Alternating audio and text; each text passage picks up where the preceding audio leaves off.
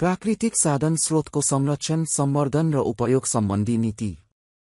एक राष्ट्रिय हित अनुकूल तथा अन्तर्पुस्ता समन्वयको मान्यतालाई आत्मसात गर्दै देशमा उपलब्ध प्राकृतिक स्रोत साधनको संरक्षण, संवर्धन र वातावरण अनुकूल दिगो रूपमा उपयोग गर्ने र स्थानीय समुदायलाई प्राथमिकता र अग्राधिकार दिँदै प्राप्त प्रतिफलहरूको न्यायोचित वितरण गर्ने।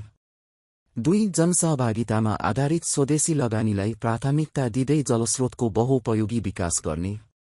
3 नवीकरणीय ऊर्जाको उत्पादन तथा विकास गर्दै नागरिकका आधारभूत आवश्यकता परिपूर्तिका लागि सुपथ र सुलभ रूपमा भरपर्दो ऊर्जाको आपूर्ति सुनिश्चित गर्ने तथा ऊर्जाको समुचित प्रयोग गर्ने। 4 जलोत्पन्न प्रकोप नियन्त्रण र नदीको व्यवस्थापन गर्दै दिगो र भरपर्दो सिँचाइको विकास गर्ने। 5 जनसाधारणमा वातावरणीय स्वच्छता सम्बन्धी चेतना बढाई औद्योगिक एवं भौतिक विकासबाट वातावरणमा पर्न सक्ने जोखिमलाई न्यूनीकरण गर्दै वन, वन्यजन्तु, पक्षी, वनस्पति तथा जैविक विविधताको संरक्षण, संवर्धन र दिगो उपयोग गर्ने। 6 वातावरणीय सन्तुलनका लागि आवश्यक भूभागमा वन क्षेत्र कायम राख्ने।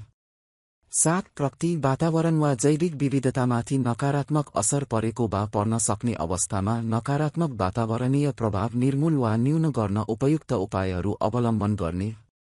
8 वातावरण प्रदूषण गर्नेले सो बापत दायित्व बेहोर्नुपर्ने तथा वातावरण संरक्षणमा पूर्व सावधानी र पूर्वसूचित सहमति जस्ता पर्यावरणीय दिगो विकासका सिद्धान्त अवलम्बन गर्ने। 9 प्राकृतिक प्रकोपबाट हुने जोखिम न्यूनीकरण गर्न पूर्व सूचना, तयारी, उद्धार, राहत एवं पुनर्स्थापना गर्ने।